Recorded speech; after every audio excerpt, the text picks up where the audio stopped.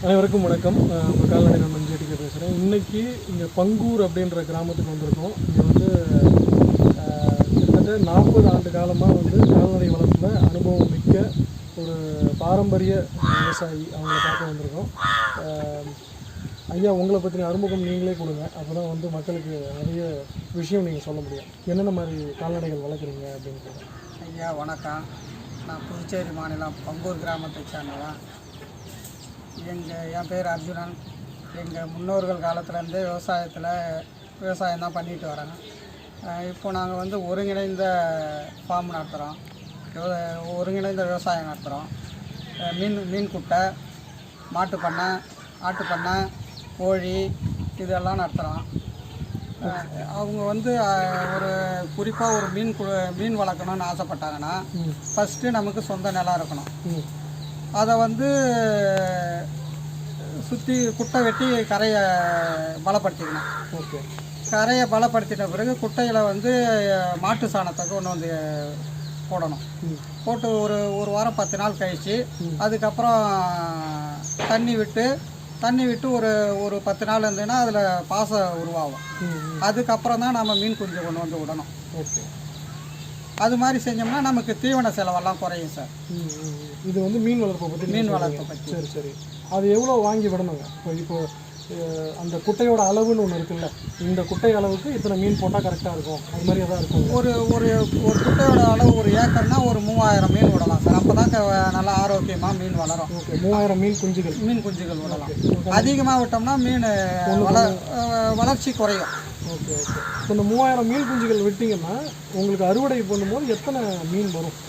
எவ்வளோ மீன் நீங்கள் எடுக்கலாம்? குறைஞ்சது ஒரு 2500 மீனாட்சி கிடைக்கும் சார். ஒன்று 1 கிலோன்னா கூட அது ஒரு 2.5 டன் அளவுக்கு வரும் சார். 2.5 டன் அளவுக்கு வரும். இது எத்தனை மாதம் எடுக்கும்?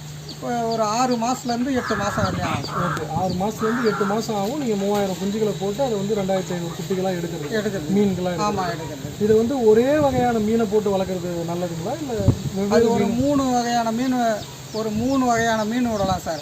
மேல் மட்டத்தில் வந்து பில்லு கண்டை இருக்கும். அடுத்தது அந்த பில்லு கண்டைக்கு பில்லு வெட்டி போடலாம். அதை பில்லு உணவாக சாப்பிடும்.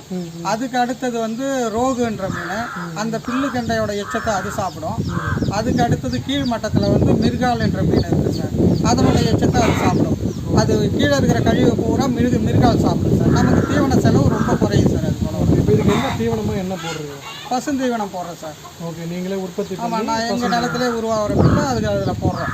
ஓகே. பசுந்தீவனம் மட்டும் போடுறீங்களா, வேறு ஏதாவது போடுறீங்க? பசுந்தீவனம் மட்டும் போடுறோம். அது ஒரு மீன் உணவுகளே விற்கிறது இல்லை. மீன் உணவெல்லாம் நான் போடுறதே கிடையாது சார். பசு சாணம் போடுவோம். அதில் வர பூச்சிகளை அது சாப்பிட்டு அது வளர்ந்துடும் சார். அது பசுந்தீவனம் மட்டும்தான் போடுறோம். பசுந்தீவனா இந்த கோழி கழிவு, இந்த சாணம் சார். ஓகே. அவ்வளோதான் சார் போகிறேன். நான் வந்து செயற்கை முறையில் இதுவே போட்டதே கிடையாது இது வரலையும். அப்போ வந்து பசுந்தீவனம் மட்டும்தான் இதுக்கு போடுறீங்க? ஆமாம் சார். கால்நடைகளோட கழிவுகளை போடுறீங்க? தவிடும் அந்த கறிக்காய் தவிடு போடுவோம் சார். கறிக்காய் தவிடு. ஆமாம். ஒரு நாளைக்கு எவ்வளோ போடுவீங்க? ஒரு நாளைக்கு அந்த மீன் எடையை பொறுத்து சார். ஓகே. மத்திய அரசு வந்து மத்திய அரசு மாநில அரசு சேர்ந்து ஒரு ஹெக்டேருக்கு வந்து 7,20,000 செலவு பண்ணாங்கன்னா அதில் பெண்கள் பேரில் வந்து 60% மானியம் கொடுக்குறாங்க சார். ஓகே. ஆண்களாக இருந்தால் 40% மானியம் கொடுக்குறாங்க சார். அது மீன்வளத்துறையில் போயிட்டு முதல்ல குட்டை வெட்டுறதுக்கு முன்னாடி நம்ம எல்லா சர்டிஃபிகேட்டில் டாக்குமெண்ட்ஸ் எல்லாம் கொடுத்து பதிவு பண்ணிவிட்டு அதுக்கப்புறம் வந்து செஞ்சுட்டு அந்த முறையாக எல்லா பில்லையும் கொண்டு போய் அவங்களுக்கு கொடுக்கணும். நாம் ஜேசிபி வேலை செஞ்சதுலேருந்து தீவன ஆளுங்க வேலை செஞ்சதுலேருந்து மீன் குஞ்சுகள் வாங்கின பில்லு முதல்ல அவங்க இந்த மீன் குட்டை வளர்க்குறதுக்கு அரசாங்கத்துலேயும் திட்டங்கள் இருக்குது. அவங்களும் மானியம் கொடுக்குறாங்க சார். ஓகே. இது லாபகரமான தொழில் தான். லாபகரமான தொழில் தான் சார். ஓகே. மிக்க நன்றி ஐயா.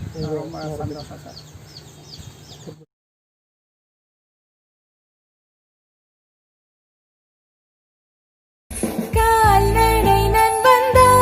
தகவல் தாரும் நண்பந்தா, உங்கள் குறைகள் தீர்த்து வைக்கும் ஜெட்டிக்கு உங்கள் நண்பந்தா. யூடியூப் பாரு, வரும் தகவல்கள் நீ கேளு. டெலிகிராமில் இணைந்து உந்தன் குறைகள் அனைத்தையும் நீ கேளு. கால்நடை நண்பந்தா, தகவல் தாரும். ஜெட்டிக்கே உங்கள் நண்பன்